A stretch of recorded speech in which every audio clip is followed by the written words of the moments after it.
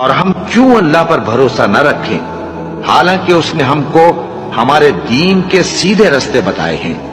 اور جو تکلیفیں تم ہم کو دیتے ہو اس پر ہم صبر کریں گے، اور اہل توکل کو تو اللہ ہی پر بھروسہ رکھنا چاہیے، اور جو اپنے پروردگار کی خوشنودی حاصل کرنے کے لیے مصائب پر صبر کرتے ہیں اور نماز پڑھتے ہیں، اور جو مال ہم نے ان کو دیا ہے اس میں سے پوشیدہ اور ظاہر خرچ کرتے ہیں اور نیکی سے برائی کو دور کرتے ہیں، یہی لوگ ہیں جن کے لیے عاقبت کا گھر ہے، یعنی ہمیشہ رہنے کے باغات جن میں وہ داخل ہوں گے، اور ان کے باپ دادوں اور بیویوں اور اولاد میں سے جو نیکوکار ہوں گے وہ بھی بہشت میں جائیں گے، اور فرشتے بہشت کے ہر ایک دروازے سے ان کے پاس آئیں گے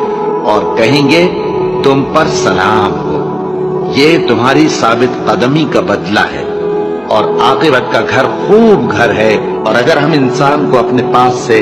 نعمت بخشیں